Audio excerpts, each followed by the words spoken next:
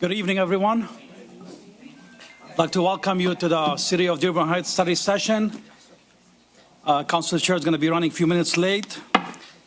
The study session today is about FundingScout services. Mr. Deeb? Yes, sir. You have the floor.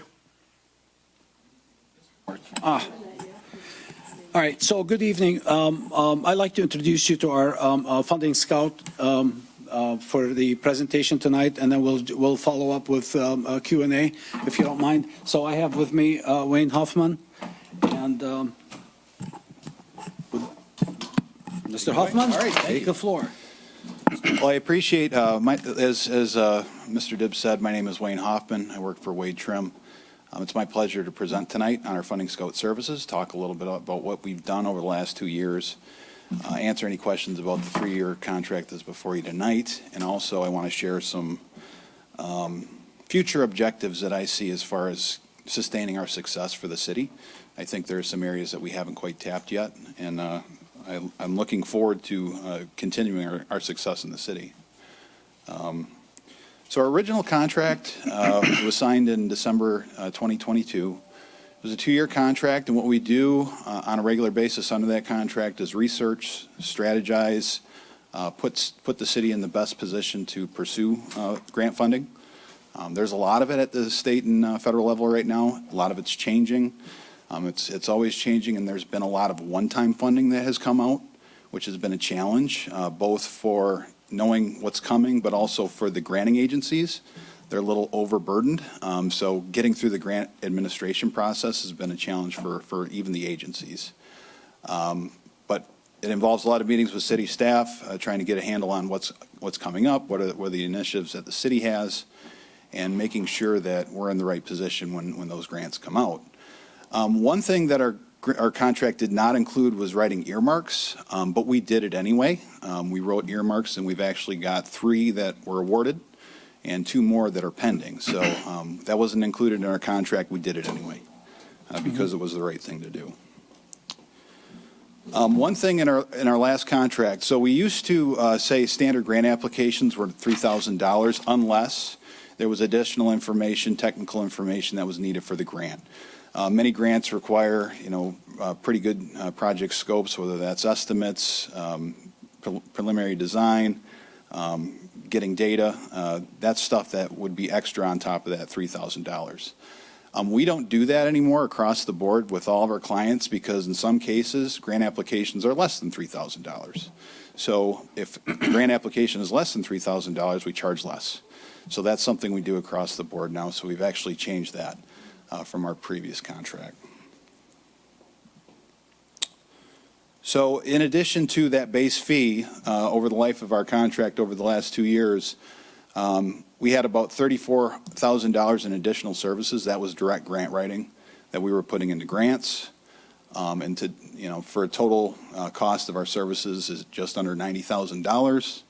And we've billed just about $75,000 to date. We have some more work to do through the rest of our contract. But this is pretty modest as far as, the return on investment, which we're really proud of, and I want to talk a little bit about that. So I think you've seen this list before. I think Mr. Ellie or Mr. Dibb shared it before. But we've got about 12 total grants that are awarded for just under $27 million. When we work with clients, my minimum goal is to return $10 for every dollar we're paid in fees. Typically, we're up in the $20 to $30 range for most clients. Right now, we're at $309 for every dollar that you've paid us. Very proud of that, and I want to continue our success in the future. We also have about $2.4 million in grants pending, and we are looking at pursuing more grants in the coming months. So our renewal, and this is where there was some question in the meeting 2 weeks ago. It is a 3-year renewal, so about $32,000 a year. That's a little higher annually, in due part because we have a lot of grants that we're trying to get agreements on. So when the city calls and needs help or needs advice to get to the agreement where we can actually get the money, That's what we're covering with that additional cost. So we're trying to help provide technical assistance, work with the agencies to make sure that the city gets this money. The only other change in the contract is that I have included earmark writing, just to make sure it's included. So up to 3 earmarks a year, we will write on your behalf at the federal level. That's a great way to get projects funded. So we want to make sure that's in there. The additional services would be, You mentioned earmark a couple times. Can you explain what that is? yeah, an earmark is a congressional appropriation. It's put into the federal budget every year. So we make requests in the spring. They go through the sausage-making process in Washington. They go through committees. And 2 years ago, we got 3. In this year's budget, we have 2 that are pending. So they've made it through the committee. They're just awaiting approval in the federal budget, which will probably happen after the election. Hoping it's before the end of the year, but it could be in the spring. You know, the federal budget moves, you know, kind of at their mercy somewhat. That's what an earmark is. And once it's passed into law, it's your money, but there are still obligations, and I'll talk about those in a few seconds. So those additional services, grant writing. So if we do grants, you know, we don't know how many grants we're going to do over this three-year contract. So every grant that we do would be a fee. And the post-submission support is really important. And this actually applies to the earmarks too. So once you apply for a grant, you have to enter a grant agreement. And a lot of the time, the grantor will issue many requests for information, some agencies more than others, and we have to do the dance of getting them all the information so we can get in that grant agreement. A good example is Representative Tlaib came 2 weeks ago, awarded a big check, $500,000 for the fire station. That's a federal earmark. That's in the federal budget in 2023. That's your money. But to get the money and actually get reimbursed, we have to complete a formal application. So that's what I mean by post-submission support. We provide all the documentation, make sure it's all set, so the city is able to be reimbursed with that check. So formally getting that check, you don't have that money yet.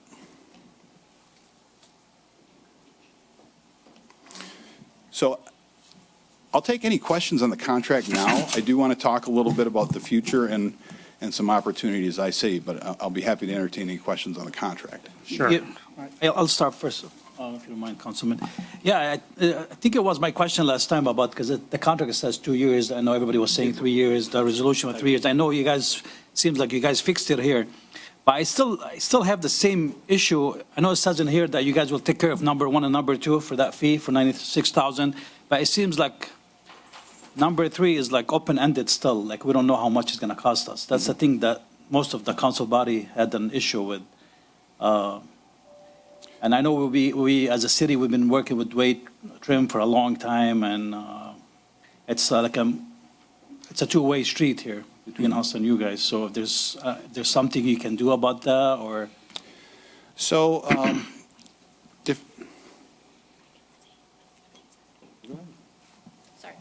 I just, as I clarified at the last meeting, whenever those invoices come with the additional costs, they always come as part of the claims. No, I understand. I So- understand the invoices will come in, but I'm saying it's a long relationship between Wade Trim and the city. I mean, instead of the fees going down, it seems like the fees are going up, to be honest with you. That's the way I look at it. So I'm looking for, and I was hoping today you guys come up with something. You know what? We've been working with the city of Dearborn Heights for a long time, and here's what Wade Trim is going to do for us. So You if know what you I mean? compare the contract from the 2 years to the 3 years, the increase is minimal. So I don't, like, where do you think the cost is Minimum for going the through? 96,000, but still, I mean, looking at number 3.1 and 3.2, it's like I said, it's open-ended. I don't know how much it's going to cost us. And again, that is what he explained just a few minutes ago. It depends on the scope of what the grant application requires, and that you have the approval to authorize or deny when it comes through as part of the claims. So this is it before depends they do the work or after they do the work? Before they do the work, the claim will come through. So you can approve or deny the So it scope of won't be in work and claims the then? grant that's there. Would it So be in I don't. claims? It won't be in claims. It will be, it's not on the claim, it'll be on assignment. Oh, sorry, So- we got an assignment. So it's an assignment. The as-needed part, the as-needed is an assignment. So if it's over $1,500, you'll follow the same expenditures. We'll come to you for a claim. But we couldn't put a price tag on the unknown. So as Mr. Hoffman indicated, so for that $500,000, I spent more than half the day today on the incinerator site. We don't know what the next step. We know we have the money. We know it's ours, but we haven't gotten we're not into the process yet to know what is going to be needed from the city to provide. I was just asking the treasurer if she knows when we purchased that incinerator, if I have the level 1, level 2 environmental. I don't know if the city has all these records, or I may have to produce some. So I may need some assistance, go out and do verification. I know it's our property, but so there will be some things that we may have to provide to secure that $500,000 for the design. And I may need support providing those things. I just don't know what they are. I know we've got the 500, but I don't know what is going to be needed to secure it. So that's the part that is unknown. But it'll be an assignment, and then it'll come to you for approval, and you can approve it or deny it. Okay, Councilman Saab? Yeah. So my question is, why did we go to a 3-year contract instead of the 2 that we had? So we spend a lot of time internally on the contract renewals, and I looked at the time span of all the projects that we have, and they are 3 years. The stuff that I have to produce now, we have projects that are going to span 3 years, capital. So if I put a 2-year contract, I'll have to come back for renewal when I'm in the middle of construction. So I like to cover the capital projects we have today, the ones the 26 million plus the stuff that we're doing. And then if we, just to ensure that we have what we need. Now, my second question is, and thank you for what you do to the city grant writing, but wouldn't it be better for us as a city to have an in-house grant writer? So all I can say to that is if you're going to find a good in-house writer, you're going to be spending $75,000 to $100,000 a year. And, over 3 years, you're talking $250,000 to $300,000. They're very hard to find. If you know any, let me know, because we're looking for them all the time. But I will tell you that you will pay more for the in-house writer than you would pay us. Let me give you a little additional context in the additional services part and how some communities handle this. So some communities will set a maximum allowance that you can work off of before you got to come back to council. Others will say a maximum grant amount, and anything under that is approved. But if it's a significant grant, some of these federal grants, they can be $15,000 to $30,000. Fortunately, we haven't had many of those. Comes to council, we can usually plan ahead. Other communities have just said, we're just going to pay for it no matter what it costs because we trust you. The issue of getting approval is that these grant deadlines are like 4 and 6 weeks. So if we have to wait 2 weeks for council approval, we're 2 weeks behind. So that's something that we have to think about. But there are other options if we want to do that, if we want to be more proactive and try to get these things in front of you sooner. So my other question to you was, you talk about benchmarks and earmarks. Do you lobby on behalf of the city for us? We're not registered lobbyists, but that doesn't mean we don't express our First Amendment right to lobby on your behalf. But we are not registered lobbyists. I'll actually talk about something that is kind of an example of how we're advocating for the city in the next segment. Now, my last question to you is that, do you work on just specialty grants, or is it grants across the board? Grants pretty much across the board. I mean, we work for the police department. We work on just about every grant. We actually wrote a grant recently, not for Dearborn Heights, but for a diplomatic mission to Iraq. So we work on all sorts of different grants. Whether it's infrastructure or community development, we cover a lot. So do you limit yourself to grants for the contract, or can we throw grants at you, or it's what you see that we need? If you see a grant, by all means, throw it our way. That happens every once in a while, especially more local grants. Sometimes the grant's too small, and it really doesn't make sense for us to work on, and we'll be very transparent about that.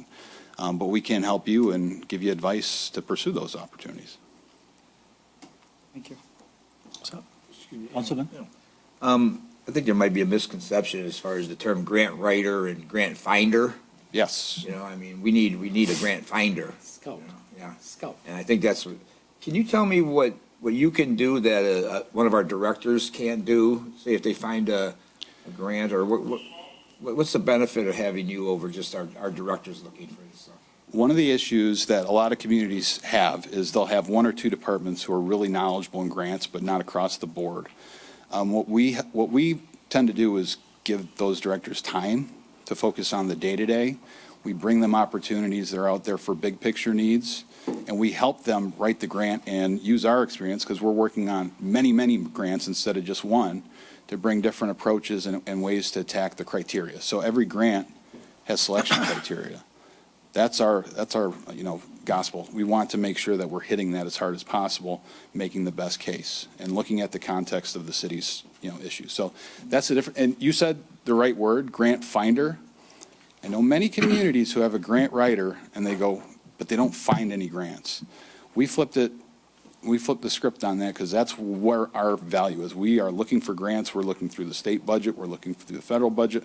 We're looking through private sources too. So, thank you. So I also like to add, Councilman, so I send grant opportunities that come my way. I send them to this gentleman to evaluate before we even get into it, if we are or we are not a candidate for these grants. So we get emails, SEMCOG, I get emails from all kinds of DTE, we have grant opportunities, and then we try to evaluate, are we a good candidate? Is it worth going after, or are they matching even, does it make sense?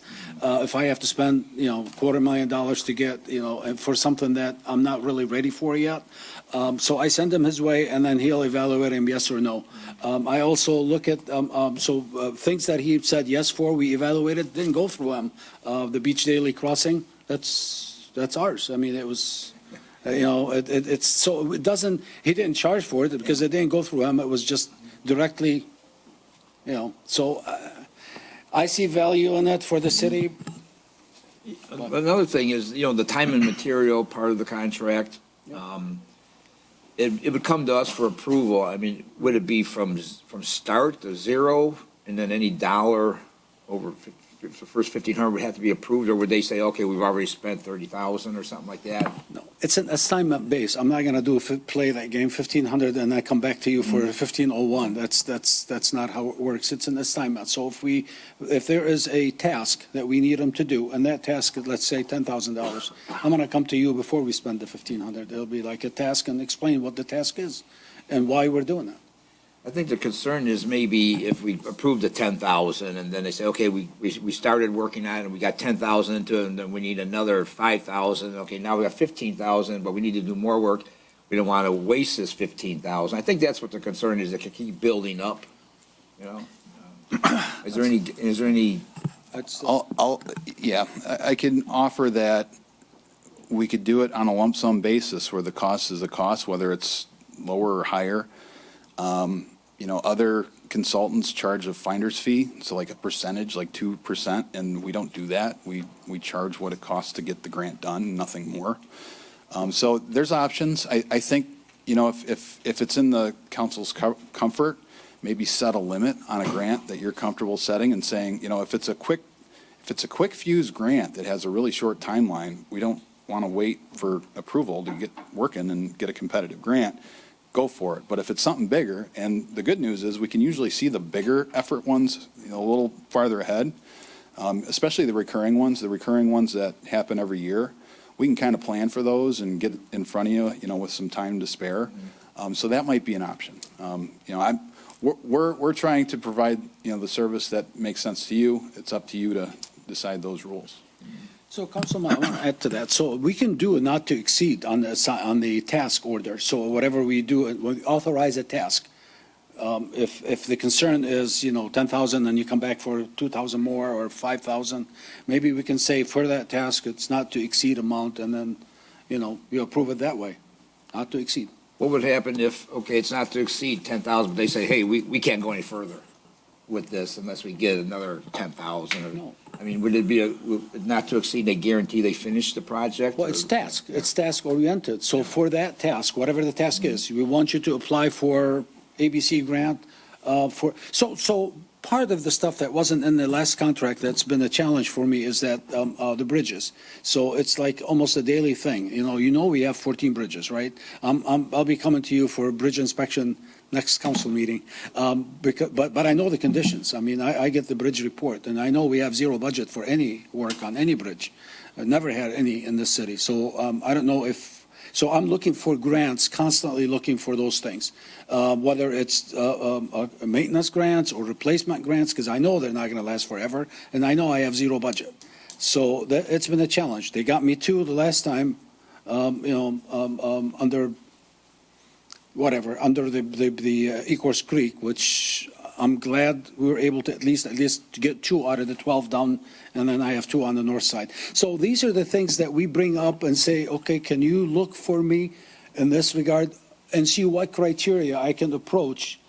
And this one was non-bridge. It's flood-related that paid for the bridge, which was an amazing thing. I was so happy for that. So this is an example, and we can put for that task a not to exceed consultant fee of X, and then bring that up to you for approval. All set, Councilman? Yes, thank you. Mr. Deep, so it says here Wade Trim will assist in developing the grant application. Who is doing the grant application? We are doing the grant application? Go ahead. No, we basically do the grant application, and, there are some, like, minor things that the city might provide, like basic information, help get resolutions of support as needed, but we're handling the narrative, we're handling all the parts and pieces, and we're submitting it on behalf of the city. So we have two full-time grant writers, and then we have a lot of planners who are excellent grant writers. Sometimes they're the best ones, and I want to work with them. So we kind of have a big stable of folks to handle all the different types of grants we do. So I know we're up on time, so I don't know if you want to hear about the long-term. 2 more minutes. We still have a few. Okay. Any more stuff you want to share with us, or any more questions, Council? I guess we're all set. Anything else you'd like to share, or? Yeah, go ahead. I was going to just say, offer, ask other comment or questions towards this subject. No hands up. Do you, from the public, do you have any questions about this study session? You do? Please go ahead. What would your percentage Do you want to go just at the podium? Everybody can hear you. Does he need to state his name? Yes. Name and address, Yeah, street name. I know the routine. Drapkowski, Columbia Street, Wayne County. My question would be did you ever look into the charges based on his percentage rate? What would the total services be if we just went with the percentages? So I did that last time when we presented I only considered grants approved, not pending, and we were less than 0.5%, 0.5, less than 1%. That's why the 300-to-1 investment, return on investment. And I also asked other communities to find out what their rate of return So on. what was the number? Like, we got 26 million. What was their fees? For all? The entire 2-year contract, we are at 86.2, I believe, is what I showed. 86.2 for everything? 86.2 for it all. 86,200 for all of it. For all of it. Council Pro Tem, I just want to put this on the record. So how much in total grants have you applied for and we've actually received? Just to put on the record. 26.7. So we applied for 26.7? Mhm. And how much have we received? That's the thing. You've been awarded, but we need to work through the grant agreement so that you can actually receive it.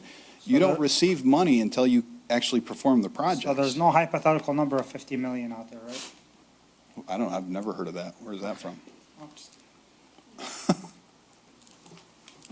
Thank you. Any more questions from anyone? All right, sounds good. Thank you very much. We'll take a 1-minute break before we start the meeting.